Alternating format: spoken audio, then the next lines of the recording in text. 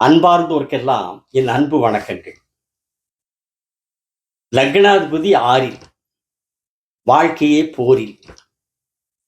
ஏன்னா 6ஆம் இடம் ஒரு ஒரு துர்ஸ்தானம் என்று ஜோதிடத்திலே சொல்லப்படுகிற ஒரு ஸ்தானங்களில் 6ஆம் இடம் ரொம்ப முக்கியமான ஸ்தானம். பொதுவா 6, 8, 12 துர்ஸ்தானம் என்று சொல்வார்கள்.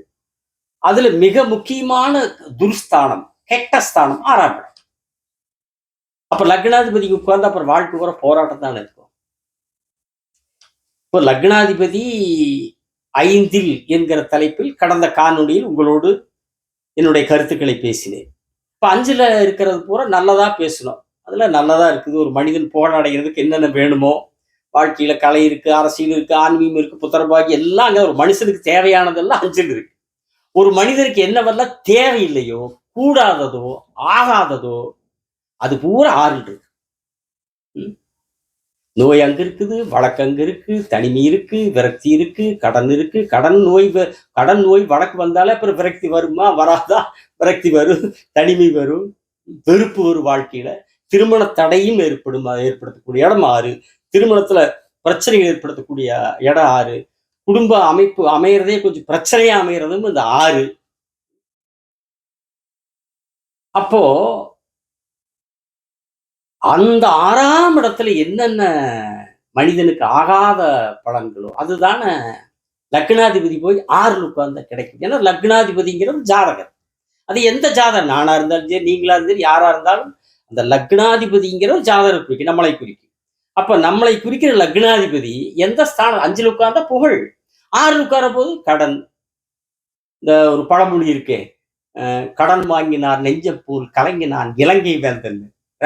அதான் 1000 வருஷத்துக்கு முதலே கம்பர் ராவணனை பத்தி குறிக்கிறப்போ, ராமன் கிட்ட தோத்து போகும்போது, இன்று போய் நாளை வான்னு சொல்லி போகும்போது, கடன் வாங்கினான் நெஞ்சன் போல் கலங்கினான் இலங்கை வேந்தன் எழுதியிருக்கு. கம்பரே அப்பவே எழுதியிருக்காரு.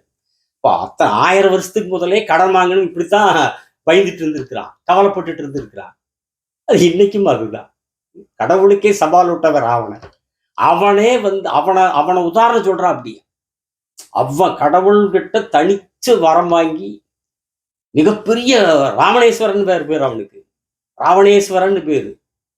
அப்படிப்பட்ட கடவுள்கிட்ட தனித்த சிவன் கிட்ட வரம் வாங்கின அவ்வளவு பலம் வாய்ந்த அவனுடைய கவலைய கம்பர் எங்க கொண்டு போய் ஜாயின் பண்றாரு? கடன்காரங்களோட போய் கடன் வாங்கினுடைய நிலைமை எப்படி இருக்குங்கிறத ராவணனுடைய அவ்வளவு பெரிய ஒரு பலம் வாய்ந்த ராவணனுடைய கவலையை ஒரு கடன் வாங்கினவனோட இணைக்கிறார். கடன் வாங்கினான் நெஞ்சம் போல் கலங்கினான் இலங்கை வேந்தன். இப்ப கடன் வாங்கினுடைய நிலைமை மனநிலை எப்படி இருக்குன்னு யோசிச்சுக்காங்க. அப்ப 6ஆம் இடங்கிறதே கடன். அப்புறம் அங்க போய் லக்னாதிபதி உட்காந்துட்டாருன்னா ஜாதகருக்கு என்ன கிடைக்கும்? அவர் காலம் பூரா கடன் வாங்கினான் நெஞ்சம் போல் கலங்கினான் இலங்கை வேந்தன்கிறது இந்த லக்னாதிபதி 6ஆம் இடத்துல இருக்கிறவங்களுக்கு ரொம்ப நல்லா பொருந்தும் இல்லைங்களா? அதுவும் பொதுவாகவே லக்னாதிபதி மறையக்கூடாது. மறைஞ்சாலே வலுவிழந்துடுறார். அப்ப ஜாதகர் இயல்பாவே வலுவிழந்துடுவார். 6, 8, 12 மறைவுஸ்தான். இப்ப 6ஆம் இடத்துல போய் லக்னாதிபதி மறைஞ்சிட்டாருன்னா இயல்பாவே லக்னாதிபதி வலுவிழந்து விடுகிறார் அல்லவா? பலம் இழந்து விடுகிறார். அப்போ ஜாதகர் வலுவிழந்து விடுகிறார். எந்த ஒண்ணுலையும் ஒரு உறுதித்தன்மையோட செயல்பட மாட்டார். ஒரு முடிவெடுக்க மாட்டார். உறுதியா ஒரு முடிவெடுக்க மாட்டார். அப்படி எடுத்த முடிவுல உறுதியா நிற்கவும் மாட்டார். முடிவில் மாறிடுவார். வாழ்க்கை ஃபுல்லா அந்த அந்த வாழ்க்கையினுடைய பருவத்திற்கேற்ற போராட்ட வாழ்க்கையாத்தான் இருக்கும். ஒவ்வொரு பருவத்திற்கும் என்னென்ன பருவமோ அந்த ஆயுள் முழுவதும் வாழ்க்கையில் என்னென்ன பருவங்களை சந்தித்து வருகிற ஒரு மனிதன் சந்திக்கிற கல்வியில இருந்து, வேலையில இருந்து, திருமணத்தில இருந்து, மறுபடி அதற்கு அடுத்தடுத்த நிலைகள், இப்படி ஒவ்வொரு காலகட்டத்திலேயும் அந்த ஜாதகர் போராட்டமான வாழ்க்கையாவே வாழ்ந்துட்டு இருப்பார். லக்னாதிபதி 6ல் உட்காந்துட்டான், மறைஞ்சிடுறார், வலுவிழந்துடுறார். எந்த ஒரு ஒரு ஒரு ஒரு இப்போ 5ல் இருக்கிறாரா லக்னாதிபதி, கடந்த காணொளியில் பேசுகிற போது எந்த ஒரு துன்பத்தையும் அதை கடந்து தாண்டி அந்த துன்பத்தை வெற்றி கொள்ளக்கூடிய மன வலிமை இருக்குன்னு பேசணும். கடந்த இந்த லக்னாதிபதி 5ல் இருக்கிறப்போ, 3ல் இருந்தால் அப்படித்தான். அதே ஆறில் இருக்கிறப்போ சாதாரண ஒரு துன்பம் வந்தால் ஐயோ என்னடா வாழ்க்கை, இது வாழ்க்கையா, இந்த வாழலாமா, எதுக்குடா இந்த வாழ்க்கைன்னு புலம்புற வாழ்க்கையா இருக்கும். வலுவிழந்தவரா இருப்பார் ஜாதகர். ஆறுல போய் லக்னாதிபதி மறைகிற போது இதை விட இன்னொன்னுன்னா, ஒரு யோகமான தசா வருதுன்னு வைங்க, ஒரு நல்லது வர செய்யக்கூடிய தசை, ஒரு நன்மை செய்யக்கூடிய நல்ல பலன், வாழ்க்கையில் ஒரு பொருளாதார முன்னேற்றம், ஒரு வாழ்க்கை வசதி, ஒரு நல்ல பொருளாதாரத்தில் நல்ல வசதி தரக்கூடிய ஒரு நல்ல யோகமான தசை வருதுன்னு வைங்க, அந்த பலன் முழுசா கிடைக்காது. லக்னாதிபதி வலுவா இருந்தா தான் துன்பமான தசாபுத்தி வந்தாலும் அதை தாங்கி நிற்பார். இன்பத்தை தரக்கூடிய தசாபுத்தி வந்தாலும் அந்த இன்பத்தை முழுமையாக அனுபவிக்கக்கூடிய, அந்த யோகத்தை முழுமையா அனுபவிக்கக்கூடிய அமைப்பும் அந்த லக்னாதிபதி வலுவா இருந்தால் மட்டும்தான் அதுக்கு அந்த யோக தசையினுடைய முழுமையான பலன்கள் கிடைக்கும். லக்னாதிபதி மறைங்கிறப்போ இந்த தசாபுத்தி கொடுக்குற நல்ல தசாபுத்தி கொடுக்கக்கூடிய நல்ல பலன்களும் ஜாதகருக்கு முழுசா கிடைக்காது. நம்ம நாட்டில் ஒரு பழமொழி இருக்கு, தேன் எடுத்தும் புறங்கை இணக்குனான்னு. அந்த மாதிரி புறங்கை இணக்கிற அளவுக்கு தான் பலன்கள் கிடைக்கும் ஆறுல போய் மறைகிறப்போ. எந்த ஒன்னையும் ஒரு ஒரு அடையிறதுக்கு ரொம்ப ரொம்ப ரொம்ப கடும் போராட்டம் தான், கடும் போராட்டமா இருக்கு. வேலை குறிக்கிற இடம் வேலை செய்வாரு. அந்த ஜாதகர், இந்த லக்னாதிபதி ஆறுல இருக்கிறவங்க பெரும்பாலும் மற்றவங்களை ஜெயிக்கணும் ஜெயிக்கணும் ஜெயிக்கணுங்கிற மனம் என்ன ஓட்டம் இருந்துகிட்டே இருக்கும். மற்றவர்களை வெற்றி கொள்ள வேண்டும், அவர்களை வெற்றி கொள்ள வேண்டும், அவங்களை ஜெயிக்கிறேன்டா, அவங்களை வெற்றி கொள்ளணும், அப்படி ஒரு எண்ணம் உணர்ச்சி அந்த அந்த லக்னாதிபதி ஆறுல போய் இருக்கிறவங்களுக்கு அது இயல்பு இருந்துகிட்டே இருக்கும். மற்றவங்களை குறை சொல்லிட்டே தான் இருப்பாங்க. யாரா இருந்தாலும் சரி, வீட்டிலேயே இருந்தாலும் சரி, குடும்பத்துக்குள்ளேயா இருந்தாலும் சரி, அல்லது வேலை செய்கிற இடத்தில் வெளியில யாரையா இருந்தாலும் இவங்க குறை சொல்லுவாங்கன்னு தவிர பாராட்ட மாட்டாங்க, குறை சொல்லிட்டே தான் இருப்பாங்க. யாரையும் மதிக்கவும் மாட்டாங்க, சொந்த பந்தத்து உறவுகளை மதிக்க மாட்டாங்க, நட்புகளை மதிக்க மாட்டாங்க, மரியாதையை அவங்ககிட்ட எதிர்பார்க்கவே முடியாது. உறவுகள் சொந்த பந்தங்கள் எல்லாம் அவங்ககிட்ட மரியாதை எதிர்பார்த்து ஏமாந்து போயிடுவாங்க. நண்பர்களும் அப்படித்தான், மதிப்பை எதிர்பார்க்க முடியாது, மதிப்பு எதிர்பார்க்கிற அவங்க நண்பர்களா இருக்க முடியாது, யாரையும் மதிக்க மாட்டாங்க. அப்புறம் இயல்பாகவே நோய் எதிர்ப்பு சக்தி குறைவா இருக்கும்.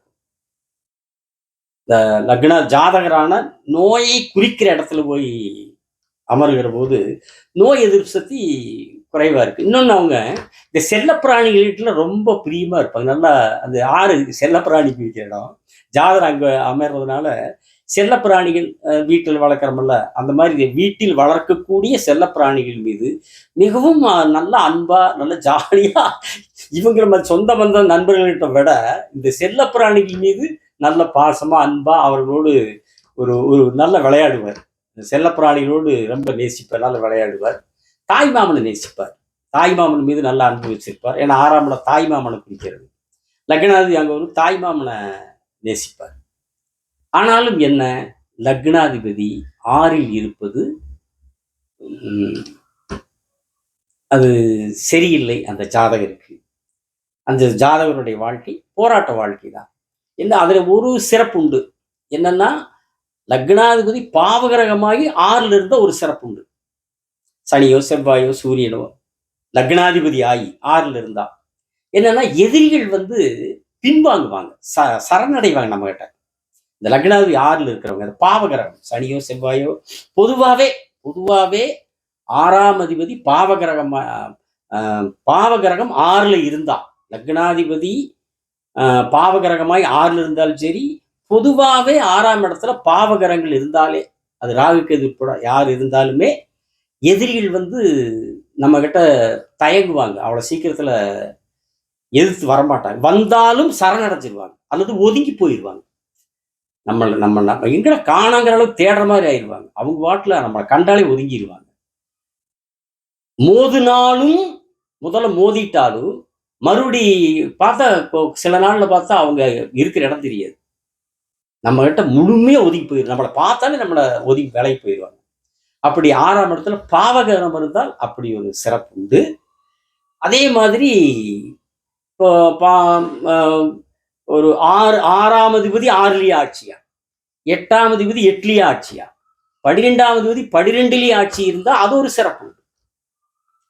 6 வேற இடத்துல இல்லாம 6 6லயே எந்த லக்னமா இருந்தாலும் சரி, அந்த லக்னத்துக்கு 6ஆம் அதிபதி 6லயே இருக்கணும், அந்த லக்னத்துக்கு 8ஆம் அதிபதி 8லயே இருக்கணும், அந்த லக்னத்துக்கு 12ஆம் அதிபதி 12லயே இருக்கணும். அப்படி இருந்தார்கள் என்றால் கஷ்டத்தை கொடுத்தாலும் அந்த தசை முடியறதுக்குள்ள ஒரு திடீர் அதிர்ஷ்டத்தை, பெரிய அதிர்ஷ்டத்தை கொடுத்துட்டு போவாங்க. அந்த 6 8 12க்கு இப்படி ஒரு சிறப்பு. லக்னாதிபதி 6ல இருந்தா வாழ்க்கை போராட்டம் தான். எதிரிகள் பின்வாங்குவாங்க, போராட்டமான வாழ்க்கை தான். எந்த ஒன்னையும் வாழ்க்கை பூரா எந்த ஒன்றை அடையிறதுக்கும் போராடித்து அடையணும். ஆனா இந்த 6க்கும் 8க்கும் 12க்கும் இருக்கிற சிறப்பு. அதே பாவகிரகமா லக்னாதிபதி பாவகிரகமாகி 6ல இருந்தா அந்த எதிரிகள் எதிரிகள் இருக்க மாட்டாங்க. அந்த அளவுக்கு ஒரு ஒரு ஒரு வலிமை எதிரிகள் பலவீனப்படக்கூடிய வலிமையான இடம் அந்த 6ஆம் இடம். லக்னாதிபதி பாவகிரகமா அங்க இருந்து அந்த ஒரு சிறப்பு இருக்கு. அதே நேரத்துல இப்போ விருச்சிக லக்னத்துக்கு 6ல ஆட்சி ஆவார் செவ்வாய். ரிஷப லக்னத்துக்கு துலாம்ல ஆட்சி ஆவார் சுக்கிரன். விருச்சிகத்துக்கு மேசத்துல ஆட்சி ஆவார். ரிஷபத்துக்கு துலாம்ல ஆட்சி ஆவார். அதே மாதிரி மேச லக்னத்தினுடைய அதிபதி செவ்வாய் 8ல விருச்சிகத்தில் ஆட்சி ஆவார். துலாம் லக்னத்தினுடைய அதிபதி சுக்கிரன் அங்க 8ல் ஆட்சி ஆவார். கும்ப லக்னத்துக்கு சனி மகான் 12ல் ஆட்சி ஆவார். இப்படி 6 8 12ஆம் அதிபதிகள் அவர்களுடைய வீட்டிலேயே ஆட்சியாக இருந்தால், சொந்த வீட்டிலேயே 6ஆம் அதிபதியாகி 8ஆம் அதிபதியாகி 12ஆம் அதிபதியாகி அவர்கள் வீட்டிலேயே ஆட்சியாக இருந்தால், அந்த தசை வருமானால் அந்த தசை முடிவதற்குள் போவதற்குள் ஒரு மிகப்பெரிய திடீர் அதிர்ஷ்டத்தை, திடீர் யோகத்தை தந்துவிட்டு செல்வார்கள் என்று கூறி, அடுத்த காணொளியில் லக்னாதிபதி 7ஆம் இடத்திலே இருந்தால் என்ன பலன் என்கிற தலைப்பில் உங்களோடு கலந்துரையாடுகிறேன் என்று உங்களிடத்திலே அன்புடன் சொல்லி, மறவாமல் சப்ஸ்கிரைப் செய்யுங்கள், பெல் பட்டனை அழுத்துங்கள் என்று உங்களையெல்லாம் அன்புடன் கேட்டு விடைபெறுகிறேன். வணக்கம், நன்றி.